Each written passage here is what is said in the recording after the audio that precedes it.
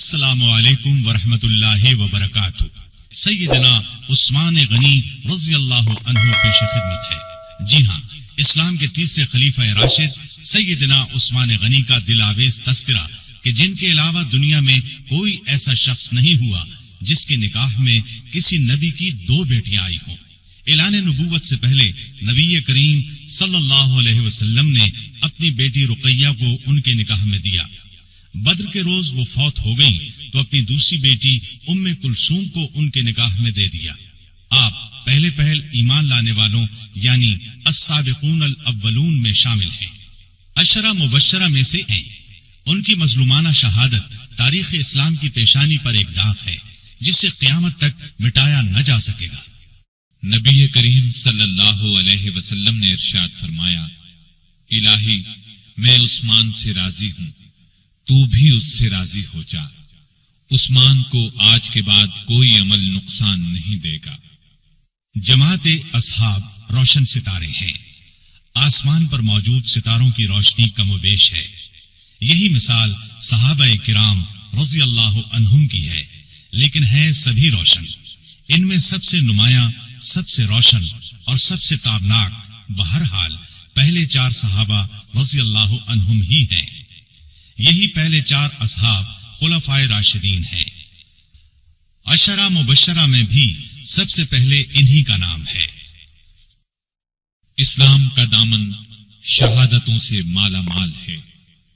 اعلان نبوت کے بعد سے آج تک مسلمان اسلام کے لیے قربانیاں دیتے آئے ہیں۔ خود نبی پاک صلی اللہ علیہ وسلم کے دور میں بہت سے صحابہ شہادت سے سرفراز ہوئے۔ آج واقعہ کربلا کو شہادت کا سب سے بڑا واقعہ خیال کیا جاتا ہے۔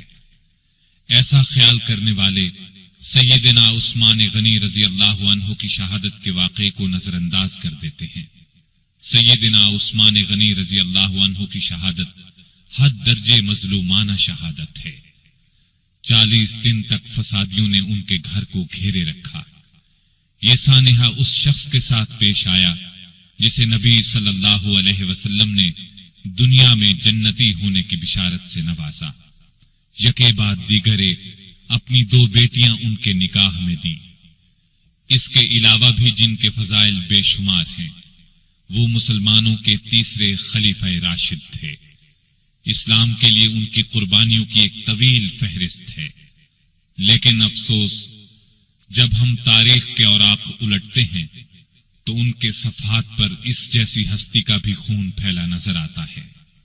سیدنا عثمان غنی رضی اللہ عنہ ہجری سال شروع ہونے سے 47 سال پہلے 576 عیسوی میں شہر مکہ میں پیدا ہوئے۔ ان کی پیدائش سے 6 سال پہلے ہمارے رسول کریم صلی اللہ علیہ وسلم دنیا میں تشریف لا چکے تھے۔ ماں باپ نے نام عثمان رکھا، اسی نام سے مشہور ہوئے۔ ابو عبداللہ اور ابو عمرو کنیتیں تھیں، لیکن کنیتیں مشہور نہیں ہوئی۔ مشہور لقب ذوالنورین ہے، اس کا مطلب ہے 2 نوروں والا۔ چونکہ نبی کریم صلی اللہ علیہ وسلم کی 2 صاحبزادیوں سے آپ کی شادی ہوئی، لہٰذا آپ کو یہ لقب ملا۔ دوسرا لقب غنی ہے۔ بہت مالدار تھے، لیکن اپنا مال دین کی خدمت اور نیکی کے کاموں میں بے تحاشا خرچ کرتے رہتے تھے، اسی لیے غنی مشہور ہوئے۔ 5ویں پشت میں ان کا سلسلہ نسب رسول کریم صلی اللہ علیہ وسلم سے جا ملتا ہے۔ آپ کا تعلق قریش سے تھا اور قریش کے قبائل میں آپ بنو امیہ سے تھے۔ آپ کے پردادا کا نام امیہ تھا۔ نبی کریم صلی اللہ علیہ وسلم کے پردادا کا نام ہاشم تھا۔ امیہ ہاشم کے بھتیجے اور اپنے خاندان کے رئیس تھے، اس لیے یہ خاندان بنو امیہ کے نام سے مشہور ہوا۔ اس خاندان سے تعلق رکھنے والوں کو اموی کہا جاتا ہے۔ قریش کا قومی جھنڈا بنو امیہ کے پاس تھا۔ اسی طرح بنو ہاشم کے ذمے کعبے کی نگرانی کا کام تھا۔ گویا دونوں خاندان مرتبے والے تھے۔ عثمان غنی کے والد عفان نے اسلام کا زمانہ نہیں پایا۔ رسول اکرم صلی اللہ علیہ وسلم نے جس زمانے میں نبوت کا اعلان فرمایا، عفان اس سے پہلے ہی فوت ہو چکے تھے۔ والدہ کا نام اروا تھا۔ بی بی اروا کی والدہ کا نام ام حکیم بیضا تھا۔ یہ رسول کریم صلی اللہ علیہ وسلم کی پھوپھی یعنی آپ کے والد جناب عبداللہ کی سگی بہن تھی۔ اس طرح بی بی اروا آپ کی پھوپھی زاد بہن تھی اور عثمان آپ کے بھانجے تھے۔ آپ کے بچپن کے حالات تاریخ کی کتب میں بہت کم ملتے ہیں۔ اتنا ذکر ضرور ملتا ہے کہ گھر والوں نے عثمان رضی اللہ عنہ کو لکھنا پڑھنا سکھایا، اچھے آدمیوں کی طرح رہنے کی تربیت دی۔ بڑے ہوئے تو غلے کی تجارت شروع کر دی۔ بہت ایماندار تاجر تھے، کاروبار خوب چمکا، بہت دولت مند ہو گئے، لیکن انہوں نے اپنی دولت کو فضول کاموں میں خرچ نہ کیا، نیکی کے کاموں میں خرچ کرنے لگے۔ اس زمانے میں شراب پینے کا رواج تھا، بہت کم لوگ اس بری عادت سے بچے ہوئے تھے، لیکن عثمان نے کبھی شراب کو ہاتھ تک نہ لگایا۔ یہی وجہ تھی کہ قریش کے لوگ ان کی بہت عزت کرتے تھے۔ عثمان غنی رضی اللہ عنہ 34 سال کے تھے کہ رسول پاک صلی اللہ علیہ وسلم نے اپنے نبی ہونے کا اعلان فرمایا۔ ابو بکر رضی اللہ عنہ نے ان کے سامنے بھی اسلام کی خوبیاں بیان کی اور ان کے درمیان دوستی بھی تھی۔ چنانچہ اسلام کی خوبیاں سن کر ان پر فوری اثر ہوا۔ نبی صلی اللہ علیہ وسلم کی خدمت میں حاضر ہونے اور اسلام قبول کرنے پر آمادہ ہو گئے۔ ایسے میں آپ صلی اللہ علیہ وسلم خود وہاں تشریف لے آئے اور آتے ہی فرمایا، اے عثمان، اللہ کی جنت قبول کر، مجھے اللہ نے تیری اور تمام خلقت کی ہدایت کے لیے بھیجا ہے۔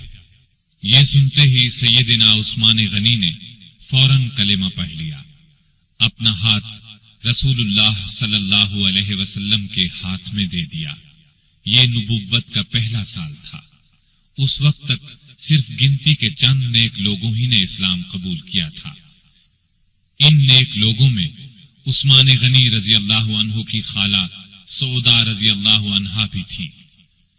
عثمان اسلام لانے سے پہلے ایک دن ان کے ہاں گئے تو انہوں نے کہا، بھانجے، بے شک محمد صلی اللہ علیہ وسلم اللہ کے سچے رسول ہیں، ان پر قرآن نازل ہوا ہے اور وہ اللہ کی طرف بلاتے ہیں، ان کا دین قبول کرنے میں ہی بہتری ہے۔ خالہ کی باتوں کا بھی عثمان پر بہت اثر ہوا۔ اس کے بعد ابو بکر سے ان کی ملاقات ہوئی تو انہوں نے خالہ کی باتوں کا ذکر کیا۔ اس پر سیدنا ابو بکر صدیق رضی اللہ عنہ نے فوراً فرمایا، اللہ کی قسم، جو کچھ تمہاری خالہ نے کہا ہے وہ بالکل سچ ہے۔ پھر انہوں نے خود بھی اسلام کی خوبیوں کا ذکر کیا۔ عثمان غنی رضی اللہ عنہ کا دل بالکل موم ہو گیا۔ پھر جو ہی نبی صلی اللہ علیہ وسلم وہاں تشریف لائے، عثمان غنی رضی اللہ عنہ نے کلمہ پڑھ لیا۔ جناب ذوالنورین میں اس قدر خوبیاں تھیں کہ ان کے اسلام قبول کرنے کے کچھ ہی عرصے بعد رسول کریم صلی اللہ علیہ وسلم نے اپنی منجلی بیٹی رقیہ رضی اللہ عنہا کی شادی ان سے کر دی۔ اس طرح عثمان رضی اللہ عنہ رسول کریم صلی اللہ علیہ وسلم کے داماد بنے۔ نبوت کے اعلان کو جب 4 سال گزر گئے تو نبی صلی اللہ علیہ وسلم نے لوگوں کو اعلانیہ اسلام کی طرف بلانا شروع کیا۔ اس پر مکے کے مشرک آپ صلی اللہ علیہ وسلم کے اور مسلمانوں کے دشمن ہو گئے، مسلمانوں پر ظلم کے پہاڑ توڑنے لگے۔ عثمان غنی کے کافر چچا حکم بن ابی العاص کو ان کے اسلام لانے کے بارے میں معلوم ہوا تو آگ بگولا ہو گیا۔ عثمان غنی کو رسیوں سے جکڑ کر مارنے پیٹنے لگا اور ان سے کہتا کہ یہ نیا مذہب چھوڑ دو۔ سیدنا عثمان غنی رضی اللہ عنہ یہ مار پیٹ صبر اور حوصلے سے برداشت کرتے رہے، جواب میں یہی فرماتے، جو چاہو کر لو، اسلام کو تو اب نہیں چھوڑوں گا۔ آخر حکم تھک گیا، انہیں ان کے حال پر چھوڑ دیا۔ دوسرے کافر بھی آپ کو ستاتے رہے۔ جب کافروں کا ظلم حد سے بڑھا تو نبوت کے 5ویں سال نبی صلی اللہ علیہ وسلم نے مسلمانوں سے فرمایا، تم لوگ یہاں سے نکل کر حبشہ چلے جاؤ، وہاں کا بادشاہ اچھا آدمی ہے، کسی پر ظلم نہیں ہونے دیتا، جب تک اللہ تعالی تمہاری اس مصیبت کو دور نہیں کر دیتا اس وقت تک تم لوگ وہیں ٹھہرو۔ چنانچہ صحابہ کرام رضوان اللہ تعالی علیہم اجمعین کے پہلے گروہ نے حبشہ کی جانب ہجرت کی۔ اس گروہ میں 12 مرد اور 4 عورتیں تھیں۔ سیدنا عثمان غنی رضی اللہ عنہ ان کے امیر تھے اور ان کے ہمراہ ان کی زوجہ محترمہ رسول اللہ صلی اللہ علیہ وسلم کی صاحبزادی رقیہ رضی اللہ عنہا بھی تھی۔ حبشہ عرب کے جنوب مغرب کی طرف سمندر پار افریقہ کے بر اعظم میں واقع ہے۔ سمندر کا نام بحیرہ قلزم ہے۔ آج کل یہ ملک ایتھوپیا کہلاتا ہے۔ اس زمانے میں حبشہ کے بادشاہ کو نجاشی کہا جاتا تھا۔ اس وقت جو بادشاہ حبشہ پر حکومت کرتا تھا وہ مذہب کے اعتبار سے عیسائی تھا، لیکن بہت نیک دل تھا اور انصاف پسند تھا۔ دوسرے مذہب کے لوگوں پر خود ظلم کرتا، نہ کسی اور کو ان پر ظلم کرنے دیتا تھا۔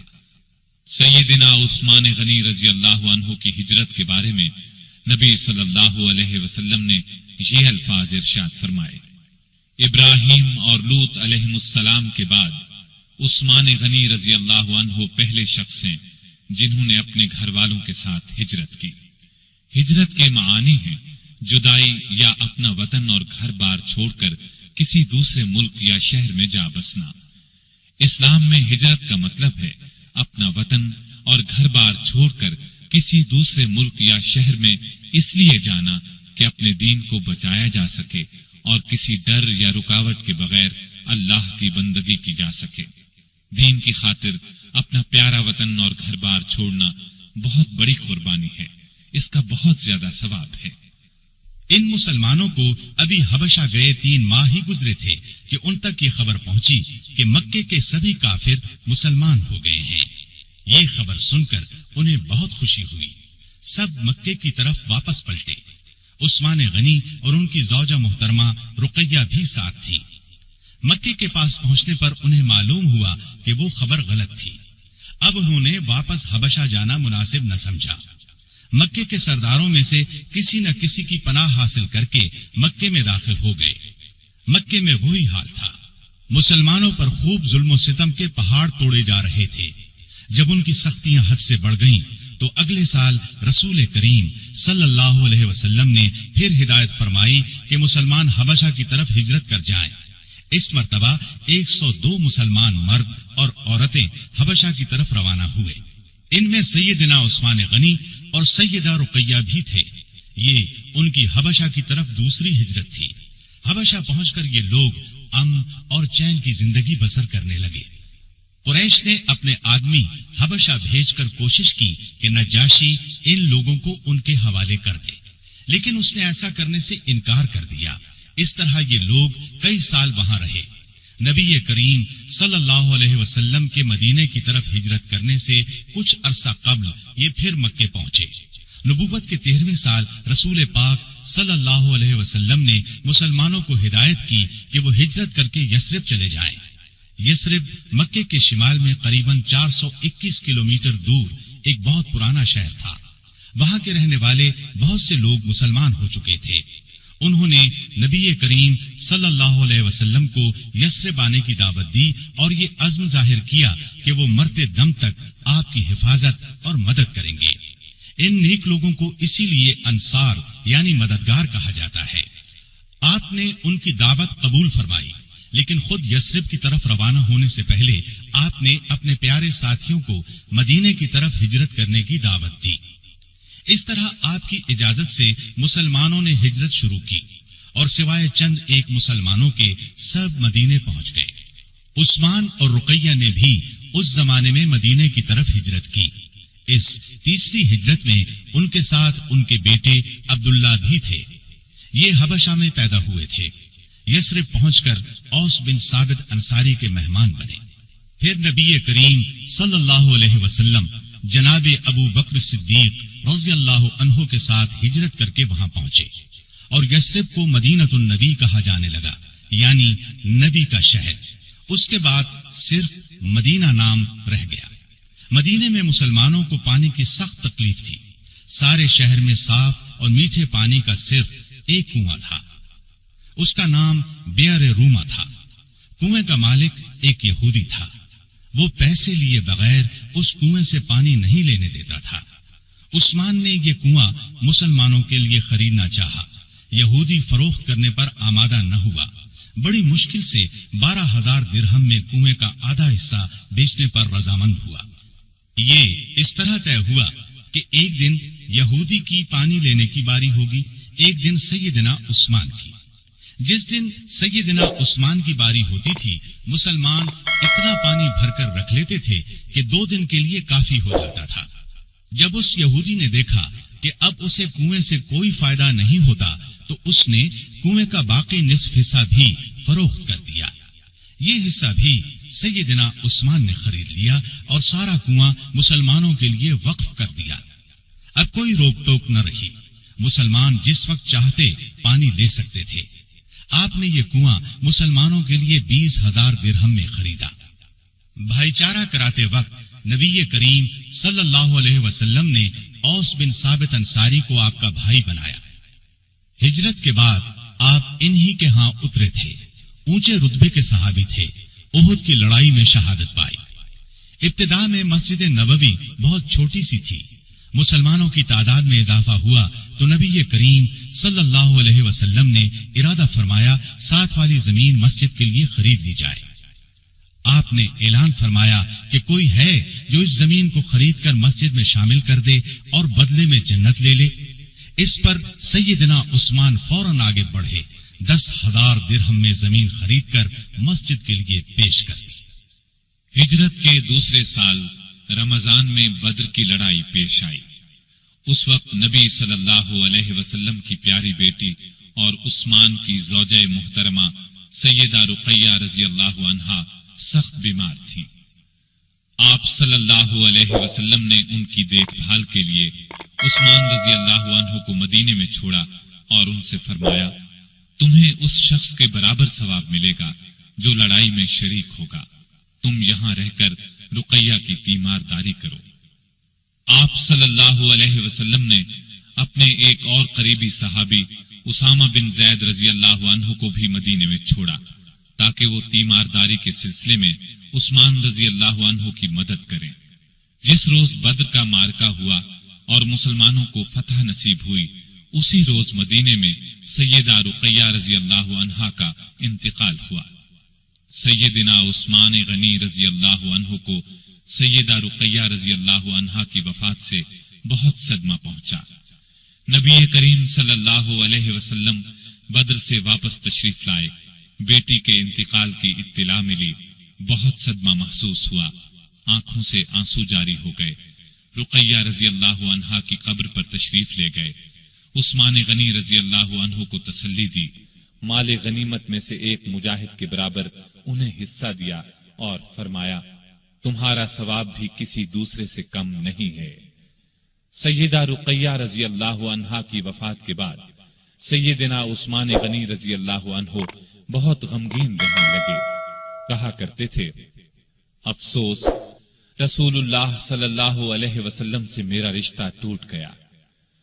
آپ صلی اللہ علیہ وسلم نے ان کی یہ حالت دیکھی تو اپنی دوسری بیٹی سیدہ ام کلثوم رضی اللہ عنہا کا نکاح ان سے کر دیا۔ یہ نکاح ہجرت کے 3 سال ربیع الاول کے مہینے میں ہوا۔ اس کے 2 مہینے بعد ام کلثوم رضی اللہ عنہا کی رخصتی ہوئی۔ ہجرت کے 3 سال شوال کے مہینے میں غزوہ احد پیش آیا۔ اس لڑائی میں سیدنا عثمان غنی رضی اللہ عنہ نے شرکت کی، دوسرے مسلمانوں کی طرح بہادری سے لڑے۔ درے پر مقرر 50 سوار جب اس درے سے ہٹ گئے اور کافروں نے اس طرف سے اچانک حملہ کیا تو مسلمانوں کے پاؤں اکھڑ گئے۔ اس وقت آپ صلی اللہ علیہ وسلم کی شہادت کی خبر پھیلی تو حضرت عثمان غنی رضی اللہ عنہ صدمے سے نڈھال ہو کر اپنی جگہ کھڑے کے کھڑے رہ گئے۔ پھر جب مسلمانوں نے نبی کریم صلی اللہ علیہ وسلم کو دیکھ لیا تب سب لوگ آپ صلی اللہ علیہ وسلم کی طرف دوڑے۔ سیدنا عثمان غنی رضی اللہ عنہ بھی ان میں شامل تھے۔ غزوہ خندق میں بھی آپ رضی اللہ عنہ نے بھرپور حصہ لیا۔ پھر خندق کی حفاظت کے لیے جن صحابہ کو مامور کیا گیا ان میں سیدنا عثمان غنی رضی اللہ عنہ بھی شامل تھے۔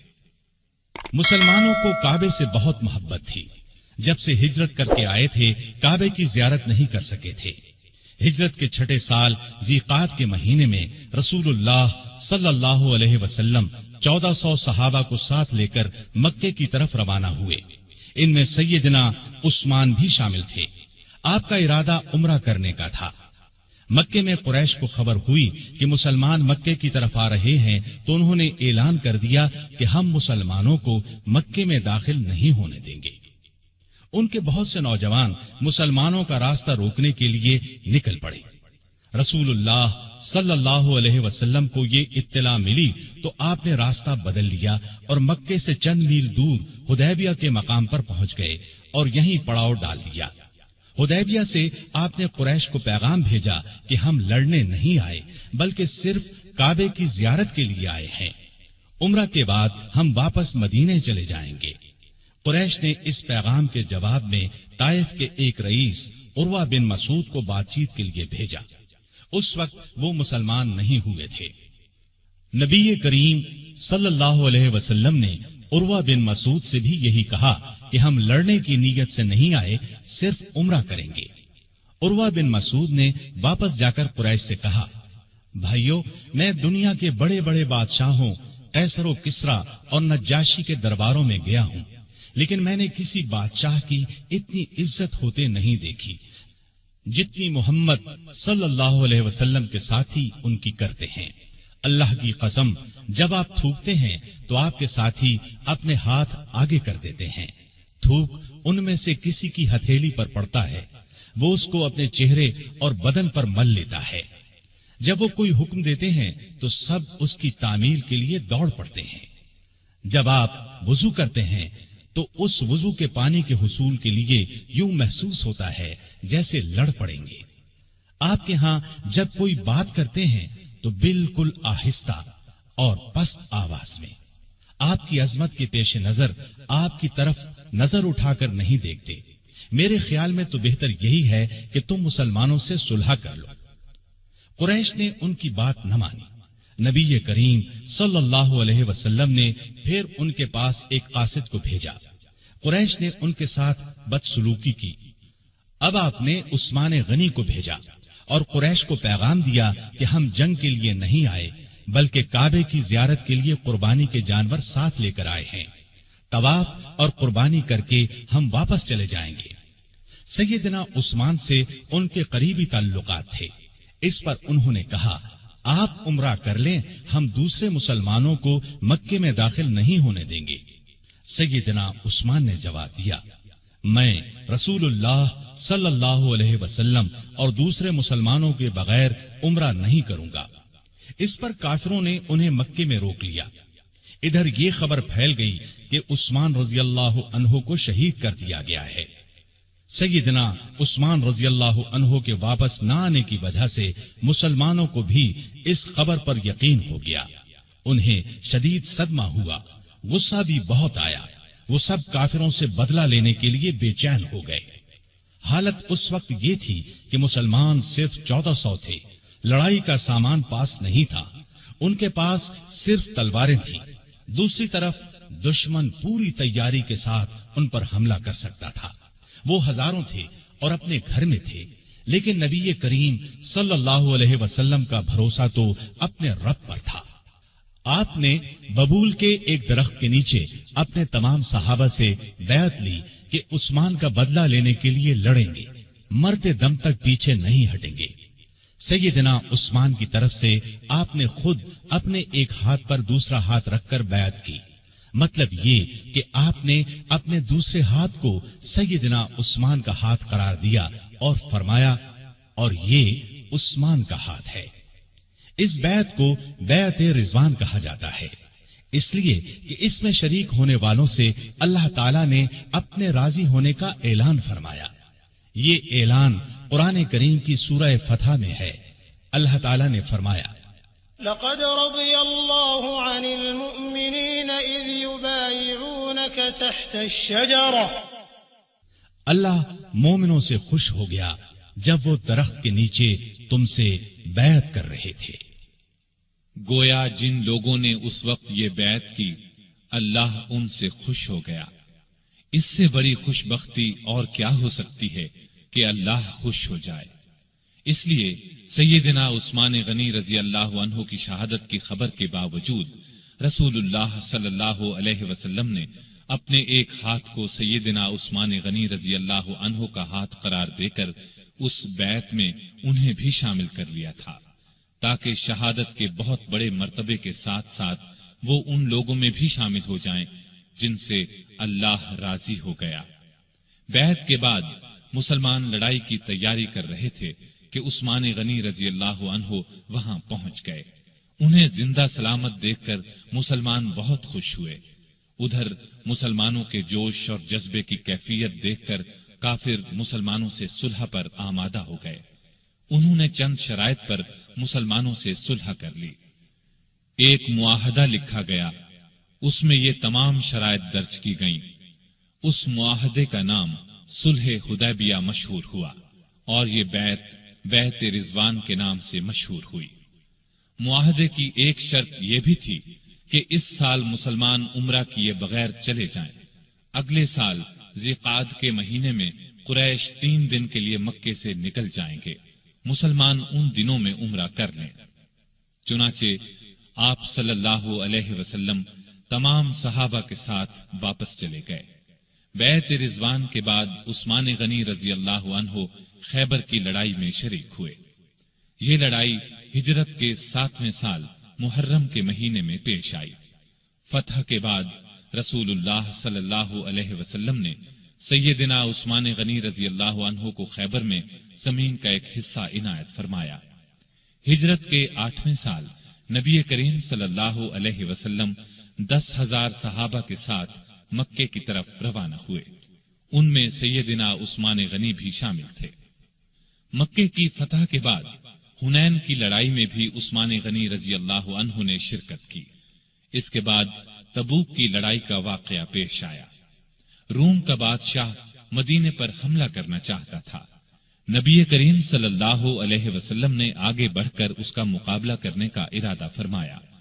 آپ صلی اللہ علیہ وسلم نے ارد گرد سے بھی مدد کے لیے مسلمانوں کو بلا لیا۔ اس طرح ایک بڑا لشکر جمع ہو گیا۔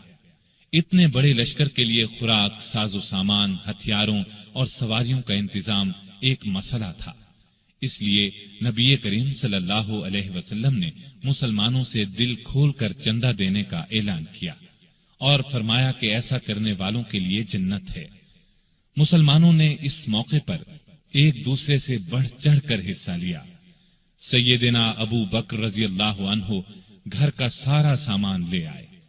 سیدنا عمر فاروق رضی اللہ عنہ گھر کا نصف سامان لے آئے۔ عبد الرحمن بن عوف رضی اللہ عنہ نے 40,000 درہم دیے۔ باقی صحابہ نے بھی جتنا زیادہ سے زیادہ ممکن تھا روپیہ اور سامان دیا۔ عورتوں نے اپنے زیور اتار کر ڈھیر کر دیے۔ اس روز سیدنا عثمان غنی رضی اللہ عنہ نے تو حد ہی کر دی۔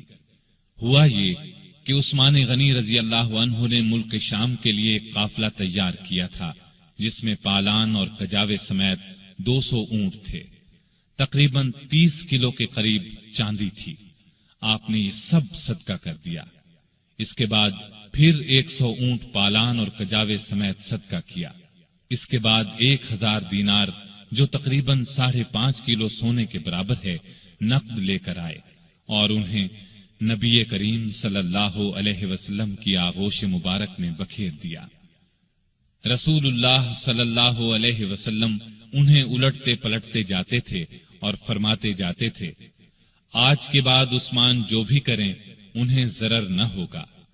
اس کے بعد سیدنا عثمان غنی رضی اللہ عنہ نے پھر صدقہ کیا اور صدقہ کیا، یہاں تک کہ ان کے صدقے کی مقدار نقدی کے علاوہ 900 اونٹ اور 100 گھوڑوں تک جا پہنچی۔ غزوہ تبوک کے سفر کے موقع پر بھی عثمان رضی اللہ عنہ ساتھ تھے۔ واپسی پر ام کلثوم رضی اللہ عنہا چند دن بیمار رہ کر وفات پا گئیں۔ نبی صلی اللہ علیہ وسلم اور عثمان رضی اللہ عنہ کو شدید صدمہ پہنچا۔ ہجرت کا 24واں سال شروع ہونے سے 3 دن پہلے دوسرے خلیفہ سیدنا عمر فاروق رضی اللہ عنہ فجر کی نماز پڑھا رہے تھے کہ ایرانی غلام ابو لؤلؤ فیروز نے ان پر خنجر سے وار کیے۔ اس پر وہ سخت زخمی ہو گئے۔ جب انہیں بچنے کی کوئی امید نہ رہی تو 6 صحابہ کے نام تجویز کیے اور فرمایا کہ ان میں سے کسی ایک کو خلیفہ چن لینا۔ ان 6 صحابہ کے نام یہ ہیں: عثمان، علی، طلحہ، زبیر، عبد الرحمن بن عوف اور سعد بن ابی وقاص رضی اللہ عنہم۔ سیدنا عمر فاروق رضی اللہ عنہ نے 1 محرم کو وفات پائی۔ اس کے بعد 2 دن تک خلافت پر بات ہوتی رہی۔ آخر سیدنا عثمان غنی رضی اللہ عنہ کو خلیفہ چن لیا گیا۔ خلافت کے وقت عمر 70 برس سے زیادہ تھی۔ اپنی شہادت تک تقریباً 12 سال خلیفہ رہے۔ اس عرصے میں کئی نئے ملک اور علاقے فتح ہوئے۔ اسلامی حکومت کا رقبہ لاکھوں مربع میل بڑھ گیا۔ ایک شاندار بحری بیڑا تیار ہوا۔ ان کے زمانے میں آذربائیجان سیدنا خالد بن ولید رضی اللہ عنہ کے ہاتھ پر دوبارہ فتح ہوا۔ اسی طرح آرمینیا فتح ہوا۔ 27 ہجری کو سیدنا عبداللہ بن سعد بن ابی سرح رضی اللہ عنہ نے افریقہ پر چڑھائی کی۔ اس طرح طرابلس، قبرص، تبرستان اور جرجان کے علاقے فتح ہوئے۔ 29 ہجری میں تو گویا فتوحات کا سیلاب ہی آ گیا۔ کچھ علاقوں نے عمر رضی اللہ عنہ کی شہادت کے بعد بغاوت شروع کر دی تھی، ان کو بھی دوبارہ فتح کیا گیا۔ چنانچہ فارس، مرو، بلخ اور ہرات تک سارے علاقے فتح کر لیے گئے۔ سیستان، تخار، ترکستان فتح ہوئے۔ ترکستان ایران اور چین کے درمیان واقع ہے۔ تالقان، فاریاب اور جزجان کو سخت لڑائیوں کے بعد فتح کیا گیا۔ بہت سے علاقے اسلام کے پرچم تلے آ گئے، یہاں تک کہ اسلامی حکومت کی سرحد چین کی سرحد سے جا ملی۔ ایک سالار عبد الرحمن بن سمرہ رضی اللہ عنہ بلوچستان تک آ پہنچے اور اس کے بڑے حصے پر قبضہ کر لیا۔ اس زمانے میں بلوچستان نام کا کوئی صوبہ نہیں تھا۔ اس علاقے کو سندھ کا حصہ سمجھا جاتا تھا۔ پھر پورے ایران کو فتح کر لیا گیا۔ کابل سمیت وہ تمام علاقے اسلامی حکومت میں شامل ہو گئے جو آج کل افغانستان، بلوچستان اور وسط ایشیا کا حصہ ہیں۔ ایران میں آئے دن بغاوتیں ہوتی رہتی تھیں۔ اس کی وجہ یہ تھی کہ ایران کا آخری آتش پرست حکمران یزدگرد ابھی زندہ تھا۔ سیدنا عمر فاروق رضی اللہ عنہ کے زمانے میں وہ بھاگ کر ترکستان چلا گیا تھا۔ سیدنا عثمان غنی رضی اللہ عنہ کے دور میں وہ خراسان اور پھر سیستان پہنچا۔ مسلمانوں کے خلاف بغاوت کی، لیکن اسلامی لشکر نے دونوں جگہ اس کی بغاوت کو کچل دیا۔ خود یزدگرد ایک پنچکی والے دیہاتی کے ہاتھوں مارا گیا۔ یہ واقعہ عثمان غنی رضی اللہ عنہ کی خلافت کے 8ویں سال پیش آیا۔ اس کے بعد ایران میں بغاوتوں کا سلسلہ رک گیا۔ اس کے بعد روم کے بادشاہ کانسٹینس نے شام اور مصر پر حملے کا ارادہ کیا۔ وہ 500 جنگی جہازوں کے بحری بیڑے کے ساتھ اسلامی ساحلوں کی طرف بڑھا، لیکن اسلامی لشکر نے اسے زبردست لڑائی کے بعد شکست فاش دی۔ رومی دم دبا کر بھاگے۔ بھاگنے والوں میں ان کا بادشاہ بھی تھا۔ اس جنگ کو مستولوں والی جنگ کہا جاتا ہے۔ اس طرح رومیوں کا غرور خاک میں مل گیا۔ رومی بحری بیڑے کا روب ہمیشہ کے لیے خاک میں مل گیا۔ سمندری لڑائی میں مسلمانوں کی یہ جیت سیدنا عثمان غنی رضی اللہ عنہ کی خلافت کے زمانے کا اتنا عظیم الشان کارنامہ ہے کہ ہم اس پر فخر کر سکتے ہیں۔ سیدنا عثمان غنی رضی اللہ عنہ کے زمانے کی فتوحات 2 قسم کی ہیں۔ سیدنا عمر رضی اللہ عنہ کے زمانے میں جو علاقے فتح ہوئے تھے ان میں سے کچھ باغی ہو گئے تھے۔ سیدنا عثمان غنی رضی اللہ عنہ کے دور خلافت میں ان علاقوں کو پھر سے فتح کیا گیا۔ اس طرح ان علاقوں پر دوبارہ اسلام کا جھنڈا لہرانے لگا۔ ان میں آذربائیجان، آرمینیا، ہمدان، رے، خراسان اور اسکندریہ وغیرہ کی بغاوتوں کا کچلا جانا شامل ہے۔ دوسری قسم کی فتوحات وہ ہیں جو مسلمانوں نے نئے علاقے فتح کیے۔ ان میں افریقہ یعنی طرابلس، مراکش، الجزائر، تیونس کے علاقے، نیز ان کے علاوہ قبرص، طبرستان، جرجان، افغانستان، ترکستان اور قفقاز وغیرہ فتح ہوئے۔ قفقاز کو کوہ قاف بھی کہا جاتا ہے۔ ایران کے بہت سے علاقے عمر رضی اللہ عنہ کے دور میں فتح ہو چکے تھے، کچھ باقی تھے، مثلا طوس، بیحق، نیشاپور، بلخ وغیرہ۔ یہ سب سیدنا عثمان غنی رضی اللہ عنہ کے زمانے میں فتح ہوئے۔ بحری بیڑے کی فتح کے بعد مسلمان بحیرہ روم پر چھا گئے، دنیا کی ایک زبردست بحری طاقت بن گئے۔ شام کے والی سیدنا امیر معاویہ نے سیدنا عثمان کی توجہ اس طرف دلائی کہ ہمیں ہر وقت رومیوں کی طرف سے بحری حملے کا خطرہ رہتا ہے، ان کے مقابلے کے لیے ہمارے پاس بھی بحری بیڑا ہونا چاہیے۔ اس پر انہوں نے بحری بیڑا تیار کرنے کا حکم دیا۔ سیدنا امیر معاویہ نے مصر کے والی عبداللہ بن سعد کے ساتھ مل کر ایک عظیم الشان بحری بیڑا تیار کیا، جس میں کئی سو جنگی جہاز تھے۔ جہاز بنانے کا پہلا کارخانہ مصر میں قائم ہوا۔ بحری بیڑے کے ساتھ بحری فوج بھی قائم کی گئی۔ اس بیڑے کا نصف حصہ شام اور نصف مصر کے ساحل پر رہتا تھا۔ جلد ہی مسلمانوں کی بحری طاقت اس قدر بڑھ گئی کہ انہوں نے قبرص کے جزیرے کو فتح کر لیا۔ پھر مستولوں والی لڑائی میں رومی بحری بیڑے کو شکست دی۔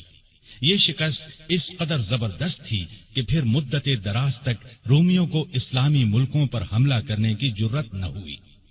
سیدنا عثمان نے اپنے زمانے میں رفاع عامہ یعنی عام لوگوں کی بھلائی کے بے شمار کام کیے۔ ان میں سے کچھ یہ ہیں: نجد کے راستے پر ایک شاندار سرائے بنوائی، اس کے ساتھ ایک چھوٹا سا بازار بسایا، میٹھے پانی کا ایک کنواں کھدوایا۔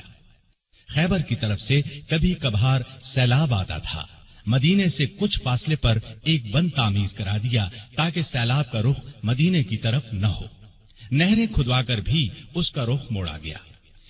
اس بند کو بند محظور کہا جاتا ہے۔ کوفے میں مسلمانوں کے لیے ایک عظیم الشان مہمان خانہ بنوایا۔ پورے ملک میں اونٹوں اور گھوڑوں کی پرورش کا بہت اچھا انتظام کیا۔ ان کے لیے جگہ جگہ چراگاہیں بنوائی، ان کے قریب چشمے بنوائے۔ بعض چراگاہیں اتنی بڑی تھیں کہ ان میں کئی کئی ہزار اونٹ اور گھوڑے پرورش پاتے تھے۔ ان چراگاہوں کی نگرانی کرنے والوں کے لیے ان کے ساتھ مکان بنوائے۔ مدینے کی طرف آنے والے تمام راستوں کو اچھے طریقے سے بنوایا تاکہ مسافروں کو کوئی تکلیف نہ ہو۔ ان پر جگہ جگہ چوکیاں اور سرائیں بنوائیں، چشموں کے پانی کا انتظام کیا، سڑکیں بنوائیں، ندی نالوں اور دریاؤں پر پل بنوائے، مختلف شہروں میں مساجد تعمیر کروائیں۔ آپ کے زمانے میں مدینے میں ایک بڑا بیت المال تھا۔ اس کے علاوہ ہر صوبے میں ایک بیت المال ہوتا تھا۔ یہ گویا سرکاری خزانے تھے۔ ان سے حقداروں کو حق دیا جاتا، محتاجوں کی مدد کی جاتی۔ بے شمار نئے علاقے فتح ہونے کی وجہ سے ملک کی آمدنی بہت بڑھ گئی تھی۔ چنانچہ جن لوگوں کو بیت المال سے وظیفے ملتے تھے ان میں 100 درہم کا اضافہ کر دیا گیا۔ رمضان میں امہات المومنین یعنی امت کی ماؤں کو 2 درہم روزانہ، جبکہ دوسرے لوگوں کو 1 درہم بیت المال سے دیا جاتا تھا۔ اس کے علاوہ انہیں کھانا بھی دیا جاتا۔ مقدمات کا فیصلہ کرنے کے لیے جگہ جگہ قاضی مقرر تھے۔ قاضی عالم لوگوں کو مقرر کیا جاتا تھا، انہیں معقول تنخواہیں دی جاتی۔ قاضی حاکم کے ماتحت نہیں ہوتے تھے۔ اس طرح وہ ہر مقدمے کا فیصلہ قرآن اور حدیث کے مطابق کرتے تھے۔ ان پر کسی کا کوئی دباؤ نہیں ہوتا تھا۔ بڑے بڑے شہروں میں مفتی بھی تھے۔ قاضی حضرات کو کسی مسئلے میں کوئی مشکل پیش آتی تو وہ مفتیوں سے فتویٰ طلب کرتے، ان کے فتووں کے مطابق فیصلہ کرتے۔ حکومت کے کاموں میں سیدنا عثمان بڑے بڑے بزرگ صحابہ سے مشورے لیتے تھے۔ آپ ساری زندگی اپنے مال سے دین کی خدمت کرتے رہے۔ ایک خدمت یہ تھی کہ تمام مسلمانوں کو قرآن پاک کی ایک قرات پر جمع کر دیا، حرم شریف میں توسیع کروائی، ارد گرد کے مکانات خرید کر یہ کام کروایا۔ آپ نے خانہ کعبہ پر پہلی بار نہایت قیمتی غلاف چڑھایا۔ اس سے پہلے معمولی غلاف ہوتا تھا۔ مسجدوں میں خوشبوؤں کی دھونی آپ کے زمانے سے شروع ہوئی. صفوں کو سیدھا رکھنے کے لیے آدمی مقرر کیے. سیدنا عثمان غنی رضی اللہ عنہ اسلام کی تبلیغ اور اشاعت کا بہت خیال رکھتے تھے. دوسرے مذاہب کے لوگوں سے بہت اچھا سلوک کرتے تھے. مختصر یہ کہ آپ کے دور میں بہت شاندار کام ہوئے. اسلام نے بہت ترقی کی، لیکن افسوس آپ کی خلافت کے آخری چند سال بہت مشکلات میں گزرے. اس کی وجہ وہ فتنے تھے جو اندر ہی اندر پک رہے تھے، سلگ رہے تھے. فتنوں کی یہ آگ پھر بھڑک اٹھی. سیدنا عثمان غنی رضی اللہ عنہ کے خلاف فتنے برپا کرنے والے وہ لوگ تھے جو اپنے آپ کو مسلمان کہتے تھے، لیکن اصل میں وہ مسلمان نہیں تھے. انہوں نے مسلمانوں کا روپ دھار لیا تھا، اور یہ روپ انہوں نے دھارا ہی اس لیے تھا کہ مسلمانوں کی جڑوں کو کھوکھلا کریں، ان کے خلاف سازشیں کریں، فتنے جگائیں، انہیں آپس میں لڑا دیں تاکہ مسلمان کمزور سے کمزور ہوتے چلے جائیں. سیدنا عثمان غنی رضی اللہ عنہ کے خلاف سازشوں کا بازار جن لوگوں نے گرم کیا، ان کا سردار عبداللہ بن سبا تھا. یہ یہودی نسل کا ایک مکار آدمی تھا. اس نے پرہیزگاری کا لباس اوڑھ رکھا تھا. لوگ اس کی باتوں میں آتے چلے گئے. بے شمار لوگوں کو اس نے اپنا ہم خیال بنا لیا. اس نے سیدنا عثمان غنی رضی اللہ عنہ اور ان کے گورنروں کے خلاف لوگوں کو بھڑکانا شروع کر دیا. وہ ان کے ہر کام میں نقص نکالنے لگا، ان پر بے جا الزامات لگانے لگا. بہت سے کمزور ایمان والے لوگ اس کے گرد جمع ہو گئے. ان میں ایسے لوگ بھی تھے جو نئے نئے مسلمان ہوئے تھے، ان میں ابھی پختگی نہیں آئی تھی. کوفہ، بصرہ اور مصر میں اس نے سازشوں کا جال بچھا دیا. یہ جال اس قدر مہارت سے بچھایا گیا کہ بعض نیک دل لوگ بھی شک میں پڑ گئے کہ کہیں واقعی تو ایسا نہیں ہے. ایسے لوگوں میں بھی بے چینی پھیل گئی. پھر بے چینی کی یہ لہر مدینے کے لوگوں تک جا پہنچی. عبداللہ بن سبا اور اس کے حامیوں نے فتنے اور سازش کی یہ آگ الزامات کے ذریعے لگائی. اس نے الزام لگایا کہ عثمان غنی رضی اللہ عنہ نے اپنے رشتہ داروں کو خوش کرنے کے لیے انہیں بڑے بڑے عہدوں پر مقرر کر رکھا ہے. انہوں نے بیت المال سے بڑی بڑی رقمیں ایسے لوگوں کو دیں جو ان کے حقدار نہیں تھے، بلکہ زیادہ تر ان کے رشتہ دار تھے. طرابلس کی جنگ سے جو مال غنیمت حاصل ہوا اس کا 5واں حصہ بیت المال کا حق تھا، لیکن انہوں نے مصر کے گورنر عبداللہ بن سعد کو دے دیا. جب سیدنا عثمان غنی رضی اللہ عنہ تک یہ باتیں پہنچیں تو انہوں نے بھرے مجمع میں ان الزامات کے یہ جوابات دیے. میں نے ان لوگوں کو خوش کرنے کے لیے نہیں بلکہ لائق، بہادر اور بھروسے کے قابل سمجھ کر اونچے عہدوں پر مقرر کیا ہے. میں اپنے خاندان والوں سے واقعی محبت کرتا ہوں، لیکن ان کی خاطر ظالم نہیں بن سکتا. میں ان کے صرف وہی حق ادا کرتا ہوں جو واجب ہیں. ان کو دل کھول کر دیتا ہوں تو بیت المال سے نہیں، اپنے ذاتی مال میں سے دیتا ہوں. مسلمانوں کا مال میں اپنے لیے حلال سمجھتا ہوں اور نہ کسی دوسرے کے لیے. طرابلس کی لڑائی میں عبداللہ بن سعد اسلامی فوج کے سپاہ سالار تھے. میں نے ان سے وعدہ کیا تھا کہ اگر آپ لڑائی میں کامیاب ہوئے تو غنیمت کے مال کا 5واں حصہ آپ کو دیا جائے گا.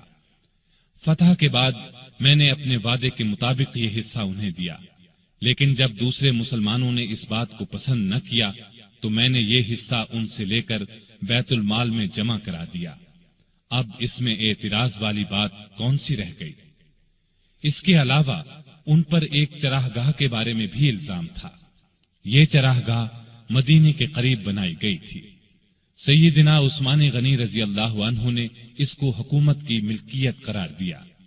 عام لوگوں کو اس سے فائدہ اٹھانے سے روک دیا. اس الزام کے جواب میں انہوں نے یہ کہا کہ اس چراہ گاہ کو مجھ سے پہلے ہی سرکاری بنا دیا گیا تھا تاکہ سرکاری گھوڑے اور اونٹ وہاں چر سکیں. میں نے اس میں عام لوگوں کو مویشی چرانے سے نہیں روکا. میرے پاس تو صرف 2 اونٹ ہیں جو میں نے حج کے لیے رکھ چھوڑے ہیں. خلافت سے پہلے میں سب سے زیادہ اونٹوں اور بکریوں کا مالک تھا. اب ان 2 اونٹوں کے سوا میرے پاس کوئی جانور نہیں ہے. یعنی میں اس چراگاہ میں اپنے مویشی نہیں چراتا۔ ان کے علاوہ سیدنا عثمان پر اور بھی ایسے الزامات لگائے گئے تھے جن کی سرے سے کوئی حقیقت ہی نہیں تھی۔ بعض باتوں کا بتنگڑ بنا دیا گیا تھا۔ ادھر فساد پھیلانے والے لوگ کسی بات کے جواب پر کوئی توجہ نہیں دیتے تھے۔ ان کی تو بس ایک ہی ضد تھی کہ سیدنا عثمان کو خلیفہ نہ رہنے دیا جائے۔ جب یہ لوگ دوسروں کو کھلم کھلا بغاوت پر ابھارنے لگے تو سیدنا عثمان نے صوبوں کے تمام گورنروں کو مدینے میں طلب کر کے ان سے مشورہ کیا کہ اس شورش کو کیسے رفع کیا جائے۔ بعض نے رائے دی کہ فساد پھیلانے والوں کو سخت سزائیں دی جائیں، لیکن سیدنا عثمان بہت نرم مزاج تھے، ایسا کرنا پسند نہ کیا۔ دوسری کسی رائے پر بھی اتفاق نہ ہو سکا۔ سارے گورنر اپنے اپنے علاقوں کی طرف واپس روانہ ہو گئے۔ ان کے جانے کے بعد سیدنا عثمان نے شورش دور کرنے کے لیے 3 کام کیے۔ ایک یہ کہ کوفے کا گورنر سعید بن عاص کی جگہ بزرگ صحابی ابو موسیٰ اشعری کو مقرر فرمایا، کیونکہ کوفے کے باغی سعید بن عاص کے دشمن بن چکے تھے اور انہوں نے یہ مطالبہ کیا تھا کہ ابو موسیٰ اشعری کو کوفے کا گورنر بنایا جائے۔ دوسرا یہ کہ چند صحابہ کو تمام صوبوں میں یہ تحقیق کرنے کے لیے بھیجا کہ لوگوں کی جائز شکایات کیا ہیں اور ان کو کیسے دور کیا جا سکتا ہے۔ تیسرا یہ کہ ملک بھر میں اعلان کرا دیا کہ جس کسی کو مجھ سے یا میرے کسی حاکم سے کوئی شکایت ہو وہ حج کے موقع پر پیش کرے، میں یہ شکایت دور کر دوں گا اور ظالم سے مظلوم کا حق دلاؤں گا۔ جس وقت سیدنا عثمان حالات کو سدھارنے کی یہ کوششیں فرما رہے تھے، عین اس وقت دوسری طرف مصر، کوفہ اور بصرہ کے سازشی لوگوں نے آپس میں خطوط لکھ کر خفیہ طریقے سے طے کیا کہ اچانک مدینے پہنچ کر سیدنا عثمان سے تلوار کے زور پر اپنے مطالبات منوائے جائیں۔ آخر یہ لوگ جن کی تعداد ہزاروں میں تھی ایک ہی وقت مدینے پہنچے۔ شہر سے 2-3 میل دور پڑاؤ ڈالا۔ پہلے ان لوگوں نے مدینے کے سب سے بزرگ صحابہ علی، طلحہ، زبیر اور سعد بن ابی وقاص رضی اللہ عنہم کو اپنے ساتھ ملانے کی کوشش کی، لیکن چاروں نے ان کا ساتھ دینے سے انکار کر دیا۔ اس کے بعد سیدنا علی جناب عثمان کی طرف سے باغیوں کے پاس گئے اور ان کے ایک ایک الزام کا جواب دے کر انہیں واپس جانے کی ترغیب دی، ساتھ ہی انہیں یقین دلایا کہ سیدنا عثمان تمہارے جائز مطالبات ماننے کے لیے تیار ہیں۔ اس پر سارے باغی واپس جانے پر رضامند ہو گئے اور اپنے اپنے علاقے کی طرف روانہ ہو گئے۔ اس واقعے کو چند ہی روز گزرے تھے کہ ایک دن مدینے کی گلیاں گھوڑوں کی ٹاپوں اور انتقام کی آوازوں سے گونج اٹھی۔ لوگ گھبرا کر باہر نکلے۔ انہوں نے دیکھا کہ مصری باغیوں کی جماعت پھر واپس آ گئی ہے۔ سیدنا علی آگے بڑھے اور ان سے واپس آنے کا سبب پوچھا تو انہوں نے جواب دیا کہ ہم واپس جا رہے تھے، راستے میں ایک شخص کو دیکھا جو مدینے کی طرف سے آ رہا تھا اور بڑی تیزی سے مصر کی طرف جا رہا تھا۔ ہمیں اس کی چال ڈھال سے شبہ گزرا، روک کر اس کی تلاشی لی تو اس کے پاس سے ایک خط ملا۔ وہ خط مصر کے گورنر کے نام تھا۔ خط امیر المومنین عثمان کی طرف سے تھا۔ اس میں انہوں نے لکھا تھا کہ جو لوگ مدینے سے مصر واپس آ رہے ہیں ان سب کو قتل کر دیا جائے۔ خط پر سیدنا عثمان کی مہر بھی لگی تھی۔ اس خط کو دیکھ کر ہم نے سمجھ لیا کہ ہمارے ساتھ دھوکہ کیا جا رہا ہے۔ اب ہم اس دھوکے کا انتقام لینے کے لیے واپس آئے ہیں۔ جب یہ معاملہ سیدنا عثمان غنی رضی اللہ عنہ کے سامنے رکھا گیا تو وہ بہت حیران ہوئے اور قسم کھا کر کہا، نہ میں نے یہ خط لکھا نہ کسی سے لکھوایا۔ اس پر لوگوں نے خیال ظاہر کیا کہ یہ خط سیدنا عثمان کے مشیر مروان بن حکم نے ان کی اجازت کے بغیر لکھا ہے۔ ادھر باغی تو فساد پر تلے ہوئے تھے۔ انہوں نے کہا، خط چاہے کسی نے لکھا ہو، اس کے ذمہ دار خلیفہ ہی ہیں، اس لیے وہ خلافت سے الگ ہو جائیں۔ اسی دوران میں کوفہ اور بصرہ کے لوگ بھی واپس آ گئے۔ ان سے پوچھا گیا کہ تم لوگوں کے راستے تو الگ الگ ہیں، پھر تم کس طرح راستے سے پلٹ آئے؟